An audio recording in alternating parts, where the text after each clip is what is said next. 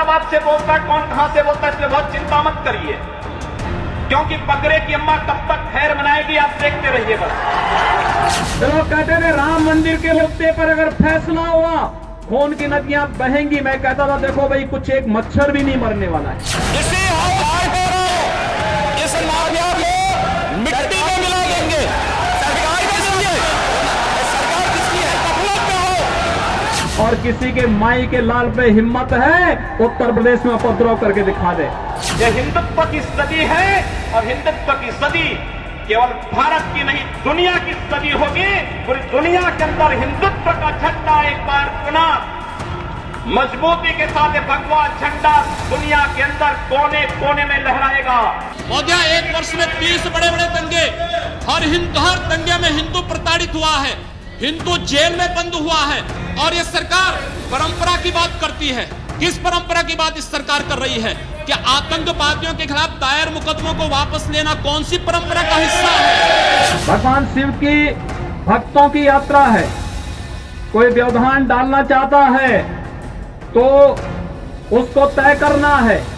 अगर वो व्यवधान डालेगा हम उसको गोली से समझाएंगे, व्यवधान डाल करके दंगा कराएगा तो गोली उसको समझा देगी। ये लोग कहते थे राम मंदिर के मुद्दे पर अगर फैसला हुआ खून की नदियां बहेंगी। मैं कहता था देखो भाई कुछ एक मच्छर भी नहीं मरने वाला है, कुछ नहीं होगा। न्यायालय मेरिट के आधार पर फैसला करे, फैसले को लागू हम करेंगे, और किसी के माई के लाल पे हिम्मत है उत्तर प्रदेश में उपद्रव करके दिखा दे। पहले कश्मीर में पत्थरबाज पत्थर फेंक करके पाकिस्तान का पैसा लेकर के भारत की संपत्ति को नुकसान पहुंचा करके उन्हें क्षतिग्रस्त करते थे, और कांग्रेस और केजरीवाल जैसे लोग उन पत्थरबाजों का समर्थन करते थे। लेकिन धारा 370 समाप्त हुई, पत्थरबाज हुए गायब, और पाकिस्तान प्रस्त आतंकवादी जो पहले भारत के अंदर आकर के जगह जगह विस्फोट करते थे उन सबको यमलोकपुरी की यात्रा पर भेजना शुरू कर दिया हमारे सुरक्षा बलों के जवानों ने। उनको लिए कहा गया कि भाई भारत की धरती तुम्हारे लिए नहीं है, तुम्हारे लिए तो अब बोली नहीं, हमारे सुरक्षा बलों के जवानों की गोली है, और एक गोली खाओ अपनी यात्रा पर जाओ। कांग्रेस और केजरीवाल इन उपद्रवियों को क्या खिलाते थे? बिरयानी। और हम क्या खिला रहे हैं? गोली। भाइयों बहनों यही अंतर है। भारत माता के प्रति अगर इनके मन में सम्मान होता, आतंकवादियों के सामने, नक्सलवादियों के सामने घुटने नहीं टेकते, पाकिस्तान का खौफ खड़ा नहीं करते। याद करिए मुंबई पे आतंकी विस्फोट, आतंकी हमला हुआ था, और तब कांग्रेस नेतृत्व की सरकार थी, और तब केजरीवाल भी कोई एक एनजीओ चला करके यहां पर जनता को बेवकूफ बनाने का कार्य तब भी करता था।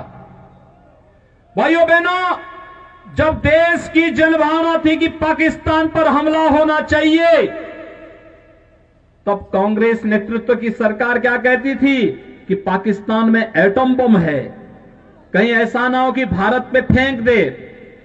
लेकिन इस बार आपने देखा होगा फरवरी माह में जब पुलवामा में हमला होता है तो मोदी जी ने अगले दिन ही कहा, उन्होंने कहा था भाइयों बहनों यही फरवरी का महीना था, और तब एक वर्ष पहले प्रधानमंत्री मोदी जी ने कहा था कि यह देश की सेना तय करेगी, मूर्ति भी तय करेगी, स्थान भी तय करेगी, और पाकिस्तान ने जो किया है उसको उसकी सजा अवश्य दी जाएगी, और पाकिस्तान के अंदर एयर स्ट्राइक होता है।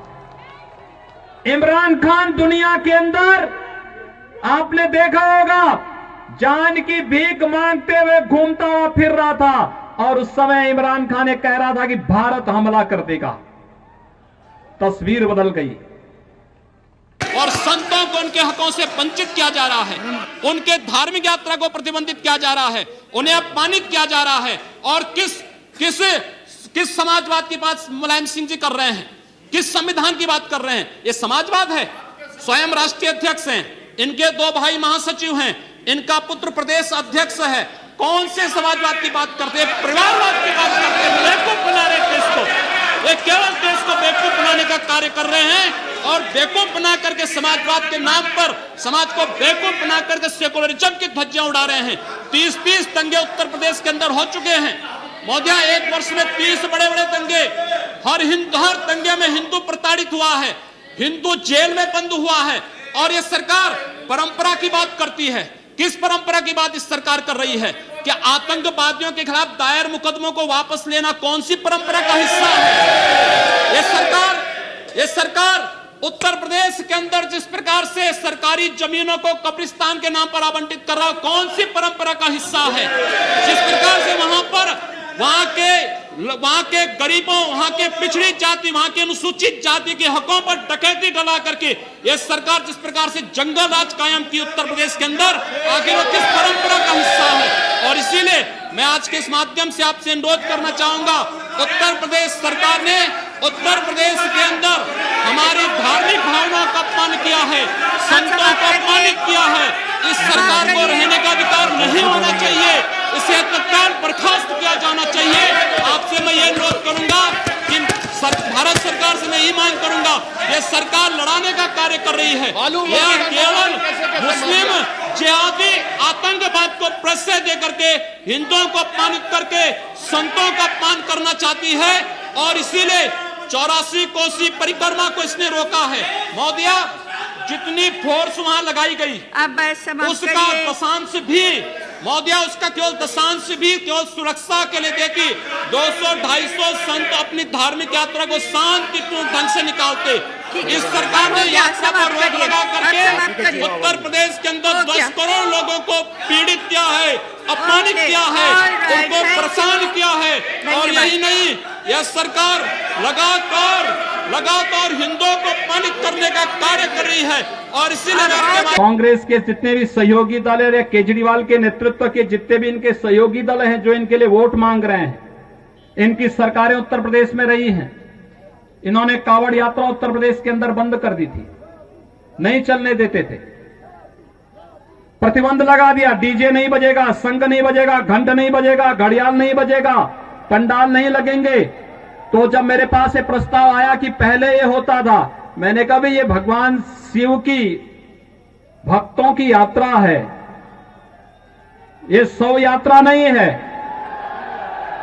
इसमें सब बजेंगे, इसमें डीजे भी बजेगा, शंख भी बजेगा, घड़ियाल भी बजेगा, नगाड़े भी बजेंगे। और इनके स्वागत की तैयारी जगह जगह करो और हेलीकॉप्टर से पुष्प वर्षा भी करते जाओ, कोई प्रतिबंध नहीं। लोगों ने कहा कि इतनी बड़ी संख्या में श्रद्धालु आएंगे, दिल्ली से, राजस्थान से, पंजाब से, हरियाणा से, उत्तराखंड से, उत्तर प्रदेश से, अन्य राज्यों से आएंगे, कौन सुरक्षा देगा? अरे हमने कहा ये हमारी जिम्मेदारी है सुरक्षा देना। लोगों ने कहा कि लोग हमला करेंगे, तो हमने एक बात कही, भाइयों बहनों, मैंने बात साफ कही। मैंने कहा देखो भाई, भगवान शिव की भक्तों की यात्रा है, कोई व्यवधान डालना चाहता है तो उसको तय करना है। अगर वो व्यवधान डालेगा हम उसको गोली से समझाएंगे, व्यवधान डाल करके दंगा कराएगा तो गोली उसको समझा देगी। और भाइयों बहनों, 4 करोड़ से अधिक श्रद्धालु आते हैं, कहीं भी कोई बाल बांका नहीं होता, बहुत शांतिपूर्ण ढंग से भजन गाते हुए लोग जाते हैं, शिवालयों में जलाभिषेक करते हैं। जो दंगा के मंसूबे के साथ इस समय अपना सिर उठाने का प्रयास कर रहे हैं। 5 वर्ष तक ये सभी लोग बिलों में घुसे थे, दुबके हुए थे। जो थोड़े बहुत कभी सब्जी के लिए निकलता था, पुलिस पकड़ती थी, अगले दिन गले में तख्ती लगा करके आता था, कहा साहब बकस दो, बस सब्जी बेच करके अपना परिवार का भरण पोषण कर लेंगे। आप 10 मार्च के बाद देखना, फिर इनके गले में फिर वही तख्ती लटकती भी दिखाई देगी। और फिर एक गर्मी जो अभी किराना में और मुजफ्फरनगर में कुछ जगह दिखाई दे रही है ना, ये सब शांत हो जाएगी इसके बाद। क्योंकि गर्मी कैसे शांत होगी, ये तो मैं मई और जून में भी इसको बहुत शिमला बना देता हूं। जो ये अपराधी हैं, जो ये माफिया हैं, आखिर ये पाले किसके द्वारा गए हैं?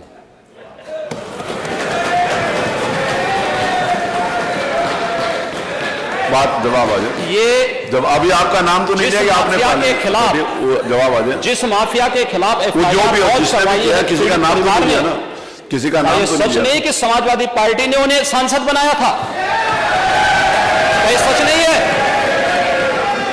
आप अपराधियों को पालेंगे, प्रदेश पार्टी जिस किसी भी पार्टी का रहा हो, क्या चाहिए बताइए, क्या अपराधी नहीं था? किस पार्टी का था?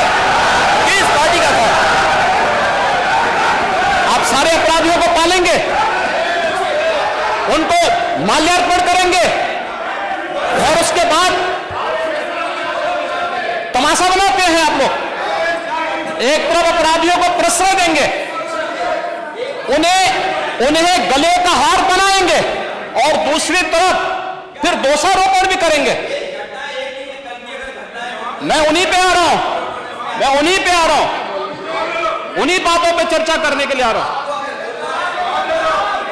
हमारी पार्टी में आप बताइए किस पार्टी का सदस्य है? क्योंकि बहुजन समाज पार्टी से आपकी दोस्ती है, इसलिए बहुजन समाज पार्टी का नाम नहीं ले रहे आप। हम भी उन्हीं बातों पे कह रहे हैं। क्या यह सच नहीं कि जिस अतीक अहमद के खिलाफ पीड़ित परिवारों ने मुकदमा दर्ज कराया, उसके परिवार के खिलाफ, वह समाजवादी पार्टी के द्वारा पोषित माफिया है और उसकी कमर को तोड़ने का